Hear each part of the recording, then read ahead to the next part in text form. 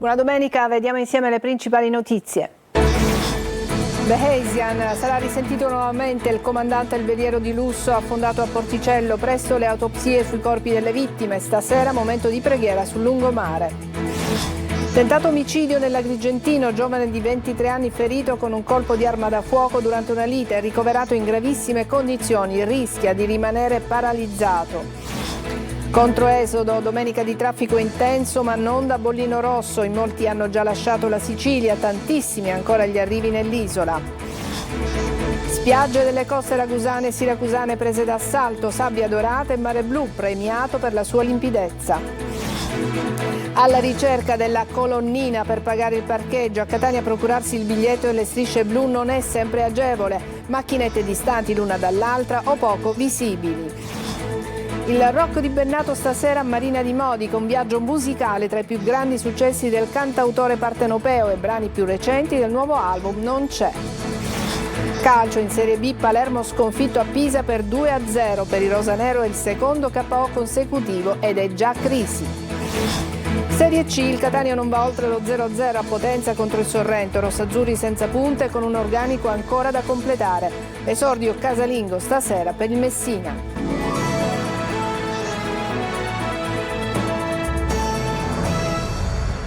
Bentrovati, buona domenica. In primo piano ancora il naufragio del Bahesian, al via la battaglia delle assicurazioni mentre si preparano le lunghe operazioni di recupero del veliero di lusso. Ci vorranno almeno 2 mesi. In attesa delle autopsie e dei nuovi interrogatori, stasera sul lungomare di Porticello ci sarà un momento di preghiera per le vittime. Manlio Viola. Una tragedia che si poteva evitare frutto di una lunga sequenza di errori. Tutti gli elementi e tutte le dichiarazioni tecniche sembrano convergere su questa tesi per spiegare l'affondamento del Bahesian, il veliero di lusso colato a picco a Porticello. Anche i costruttori della Perini Navi, rinomato cantiere navale italiano, non ci stanno a ricostruzioni diverse. Si tratta di un veliero praticamente inaffondabile, dicono, a meno di non aver lasciato aperti i portelloni laterali. Tutte supposizioni che dovranno essere dimostrate però dalle perizie tecniche sulla nave, per effettuare le quali è indispensabile il recupero del relitto dal fondale di 49 metri dove si è adagiato sul fianco destro. Saranno le imprese specializzate incaricate dall'armatore della nave a recuperarlo. Sono già in corso i contatti fra l'azienda e la Capitaneria di Porto, che riceverà nei prossimi giorni un piano di intervento e il riferimento degli incaricati del recupero. Tutto sarà sottoposto a verifiche tecniche e ad un'approvazione anche da parte della Procura dei Termini Imerese, oltre a Capitaneria di Porto e Autorità Portuale. Dall'inizio delle operazioni per tirare a secco il relitto occorrerà almeno 8 settimane. Una operazione che interessa anche la schiera di periti e di avvocati britannici arrivati in Sicilia con incarico da parte delle varie compagnie assicurative coinvolte nella vicenda. Bisognerà capire a chi tocca pagare i danni miliardari di questa tragedia. Il solo veliero è assicurato per 2 miliardi. Intanto velivoli della Guardia Costiera attrezzati con videocamere termiche sorvolano periodicamente l'area alla ricerca di eventuali sversamenti di idrocarburi. Nei serbatoi della nave infatti ci sono 18.000 litri di gasolio. Al momento la chiusura stagna tiene, ma se dovesse cedere si rischia il disastro ambientale. Infine sul lungomare di Porticello è stato organizzato un momento di preghiera per le vittime al quale partecipano anche i soccorritori. Tentato omicidio vicino ad Agrigento, un 23enne di Ioppolo Giancaxio è stato ferito al polmone e alla colonna vertebrale da un colpo di pistola. È ricoverato in gravissime condizioni, rischia di rimanere paraplegico. La sparatoria durante una lite con un coetaneo davanti a un locale. In caserma per essere interrogati numerosi ragazzi e nelle prossime ore ci potrebbe essere anche un fermo. Weekend segnato dal controesodo, oggi il traffico è tornato alla normalità, mentre ieri e venerdì sono state 2 giornate a Bollino Rosso sulle autostrade siciliane con lunghi incolonnamenti anche a Messina per gli imbarcaderi. Sentiamo Simona Mazzone. Vacanze concluse e ferie esaurite per molti italiani che questo fine settimana si sono messi in moto per il rientro. Da lunedì si torna al lavoro e così è partito già venerdì il controesodo del weekend. Fino a ieri situazione critica sulle strade e autostrade siciliane, specie sulla A19, la Palermo-Catania, e sulla A29 Palermo-Mazzara del Vallo, che hanno registrato traffico intenso. Oggi la circolazione è tornata alla normalità anche su quelle arterie più critiche dopo 2 giorni da Bollino Rosso. Rallentamenti invece riscontrati dal personale dell'ANAS sulla A2 la Salerno-Reggio Calabria, con auto in coda a Villa San Giovanni per gli imbarcaderi che portano in Sicilia, con circa un'ora di attesa. Si è invertita la situazione per chi dalla Sicilia vuole raggiungere le coste della Calabria coi traghetti. Fino a ieri almeno 2 ore di attesa con lunghi incolonnamenti a Messina in Viale Boccetta, mentre oggi il traffico è tornato alla normalità in attesa dell'ultimo rientro a cavallo tra agosto e settembre della prossima settimana. Chi va via dalla Sicilia si lascia alle spalle calde giornate di sole che ancora caratterizzano l'isola, dove un campo di alte pressioni abbraccia la regione, garantendo tempo assolato ovunque, ad esclusione di qualche nuvola nelle zone interne, mentre tempo un po' più instabile potrebbe arrivare a metà della settimana prossima, prima di un possibile ritorno alle alte temperature che hanno caratterizzato quasi tutto il mese di agosto. Nel Ragusano un'automobile ha investito un monopattino ieri sera lungo la strada tra Vittoria e Scoglitti. Morti dopo il trasporto in ospedale 2 giovani tunisini che erano sul veicolo a 2 ruote. E dopo il boom di presenze a Ferragosto, il flusso dei turisti non si esaurisce. Anche in quest'ultima settimana di agosto, prese d'assalto soprattutto le spiagge della costa ragusana e siracusana, complici le calde temperature e le bandiere blu e verdi del mare pulito. Veronica Barbarino. Ombrellone e lettini in riva al mare o in spiaggia libera con un telo sulla sabbia. Dopo il boom di presenze a Ferragosto, il trend non sembra placarsi. Complici le calde temperature e l'afa che non esitano ad abbassarsi. E anche nell'ultima settimana di Ferragosto le spiagge vengono prese d'assalto. Lungo la costa ragusana e siracusana, turisti autoctoni scelgono la sabbia dorata e le acque cristalline per rigenerarsi e godere degli ultimi giorni di vacanza prima del rientro in città. Ampia la scelta dei luoghi in cui rilassarsi nelle 2 province con il maggior numero di bandiere blu e verdi che sventolano sulle spiagge, testimonianza della qualità e della sicurezza del loro mare, ideale per le famiglie con bambini. Ma le vacanze per molti turisti ancora devono incominciare. In tendenza già negli anni passati è prevista in forte crescita per il 2024 la scelta di settembre come mese ideale per staccare la spina. Con il sole ancora alto e caldo, meno caos e tariffe più convenienti, il mese alle porte si afferma come una vera e propria alta stagione per il turismo. Parcheggi e le strisce blu, un servizio utile e necessario, ma a Catania non sempre le colonnine per pagare il biglietto sono ben visibili o adeguatamente vicine allo stallo e così turisti e cittadini si trovano spaesati in cerca del cartello giallo Ticket qui. Orazio Longo. A volte c'è il cartello ma non c'è la colonnina. Altre volte, per contrappasso, c'è la colonnina, ma non c'è il cartello. E quando ci sono entrambi, sono un po' lontani da dove hai parcheggiato. Qui siamo in via San Giuliano, abbiamo appena parcheggiato la macchina, cerchiamo una colonnina dove poter pagare il biglietto. Dall'incrocio con via Ventimiglia fino a piazza Teatro Massimo non ci sono colonnine per pagare il biglietto blu. Il segnale poi lo ritroviamo all'inizio di via Coppola, ma la colonnina valla a cercare. Più avanti, oltre via Etnea, c'è da farsi una bella salita per raggiungere l'installazione in via Santa Maddalena e questa è via Manzoni, dove c'è una sola colonnina a inizio di strada. L'abbiamo trovata, adesso facciamo il biglietto e poi torniamo dove abbiamo parcheggiato, cioè là sotto. Di esempi se ne potrebbero fare altri, ma non vuole essere una polemica. Va detto infatti che le colonnine funzionano, accettano regolarmente monete e anche carte di credito e sono anche abbastanza intuitive nel loro utilizzo. Quello che si vuole far notare è che di giorno per il caldo, di sera per la poca luce. A proposito, le strisce blu in molte zone sono quasi invisibili, del tutto cancellate. È capitato non raramente di vedere cittadini spaesati nel cercare la colonnina per pagare il parcheggio.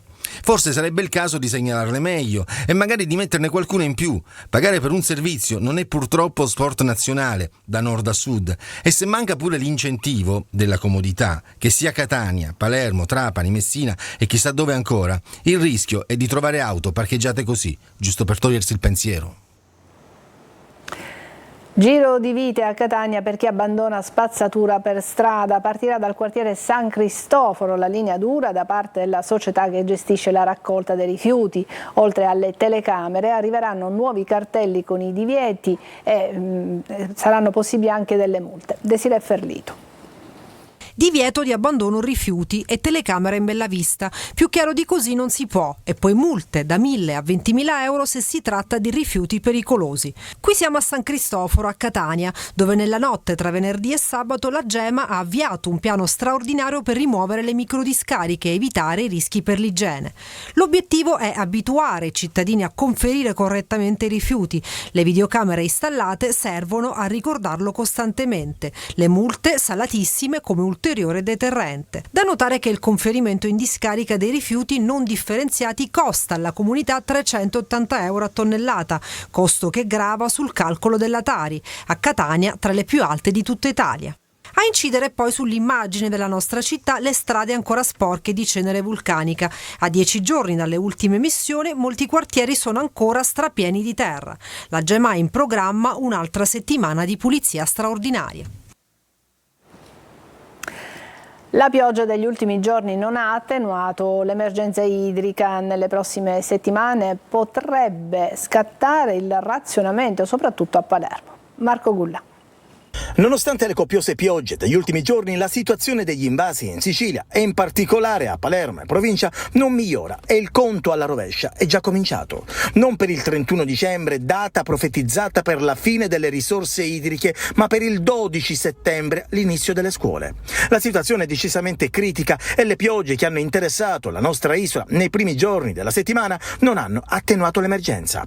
Ecco allora che nella cabina di regia che gestisce l'emergenza idrica si torna a parlare di razionamento delle risorse, ma sottovoce, perché ai piani alti della regione questa parola non piace proprio. Se ci focalizziamo solo su Palermo, servono 3.000 litri al secondo per la città e la provincia, 750 provengono dai pozzi, 850 dalle sorgenti, 1.300 dagli invasi, 100 dai fiumi. La sorgente di Scillato, che ordinariamente riesce a dare 800 litri al secondo, oggi ne dà circa la metà e potrebbe scendere ancora. Se dovesse calare ulteriormente la disponibilità dagli invasi, la rete di distribuzione di Palermo potrebbe non riuscire ad andare completamente in pressione e lasciare pezzi di quartiere a secco, soprattutto in periferia.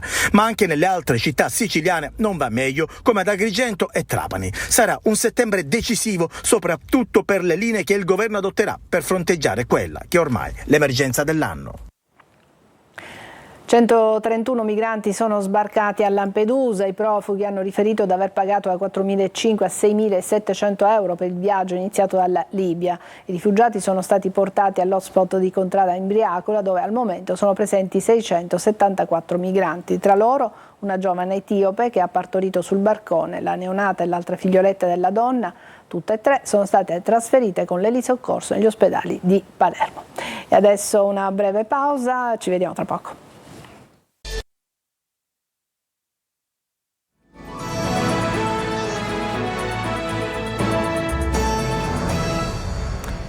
E adesso parliamo di musica ma anche di polemiche. Il trio Il Volo registrerà 2 concerti ad Agrigento, città che nel 2025 sarà capitale italiana della cultura. Lo spettacolo sarà trasmesso a Natale su una TV nazionale. L'operazione da più di 1 milione di euro è stata finanziata in gran parte dalla regione siciliana ed è subito polemica. Luca Ciliberti. Costerà 1,2 milioni di euro, 900 da parte della regione siciliana, 300 da parte del governo nazionale, e la Valle dei Templi rimarrà chiusa per 2 giorni, il 31 agosto e il 1 settembre. La polemica per il concerto natalizio del Volo, che andrà in onda sulle reti Mediaset per la notte di Natale e sull'emittente pubblica televisiva statunitense PBS a partire da fine novembre per tutto il 2005, è diventata anche oggetto di scontro politico. La critica che ho sollevato verso il concerto del Volo non è fine a se stessa, è semplice. In un momento storico in cui ad Agrigento manca persino l'acqua, cosa fa la regione siciliana? Pensa di spendere 1 milione di euro per un concerto che, con tutto rispetto per il Volo, dovrebbe promuovere Agrigento capitale della cultura. Per promuovere Agrigento capitale della cultura bisogna fornire a quella città gli strumenti necessari per una città normale. Nei giorni scorsi la regione ha reso noto l'iniziativa che ha lo scopo di lanciare nel mondo Agrigento capitale della cultura 2025. Per tutelare l'importante patrimonio archeologico del sito sono stati autorizzati al massimo 600 posti a sedere a sera, sera. Un concerto che ha suscitato clamore anche perché è stato richiesto di indossare abiti non estivi proprio perché lo spettacolo andrà in onda a fine anno. Un'inversione di rotta a partire anche dalla congruità dei costi e dalla modalità di affidamento, che anche in questo caso è fatta tutto con affidamento diretto senza gara pubblica. Ecco, ancora una volta si scrive una pagina triste per la Sicilia. Respinge le accuse il presidente della regione Renato Schifani e prova a spegnere le polemiche invece il sindaco di Agrigento. Relativamente alle polemiche sul concerto del Volo, posso affermare che appaiono sterili e strumentali, alimentate da chi evidentemente non ha a cuore il bene e lo sviluppo della nostra terra e con ogni probabilità sono anche sollevate da meri fini elettorali. Invece di fare polemica sarebbe opportuno infatti riconoscere l'altissimo valore culturale dell'evento in programma, che rappresenta un'occasione unica per la promozione turistica della Valle dei Templi, di Agrigento, capitale italiana della cultura 2025 e dell'intero territorio siciliano. Oggi pomeriggio a partire dalle 18 in esclusiva su Antenna Sicilia la Varia di Palmi, in diretta proprio da Palmi, le immagini intense di una festa di fede, arte e cultura, una manifestazione storica patrimonio dell'UNESCO che da 600 anni celebra con fervore e devozione l'Assunzione della Madonna. Dalle 18 dunque in diretta su Antenna Sicilia. Ed è tutto pronto a Sant'Alfio, dove stasera è in programma la 42esima targa d'argento Castagno dei 100 cavalli, un riconoscimento che celebra la sicilianità nel mondo. Tra i premiati di quest'anno Francesco Moser, icona del ciclismo italiano. La serata sarà presentata da Adriana Volpe e Ruggero Sardo. E adesso torniamo a parlare di musica. Questa sera a Marina di Modica arriva Edoardo Bennato con il suo rock travolgente che racconterà sul palco i suoi più grandi successi e porterà anche nuovi brani tratti dal suo ultimo album Non c'è. Simona Mazzone.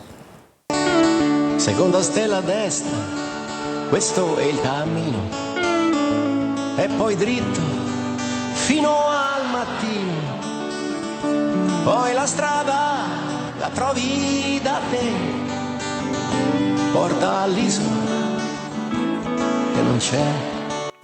78 anni compiuti il mese scorso, di cui oltre 50 trascorsi sul palco a raccontare la storia del rock italiano. Sbarca questa sera a Marina di Modica all'Auditorium Mediterraneo Edoardo Bennato con la sua formazione storica B-Band.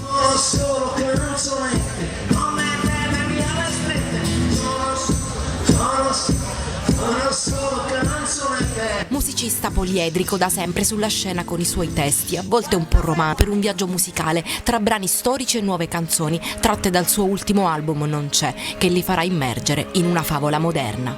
Ogni favola è un gioco che si fa con il tempo ed è vero soltanto a metà.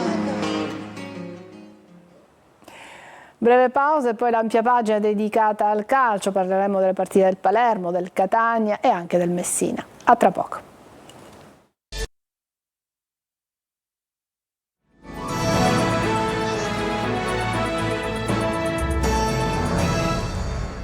Eccoci al calcio, partiamo dal Palermo, secondo KO consecutivo in campionato. A Pisa non c'è storia, 2-0 per i nerazzurri ed è già crisi per il rosanero. Marco Gullà.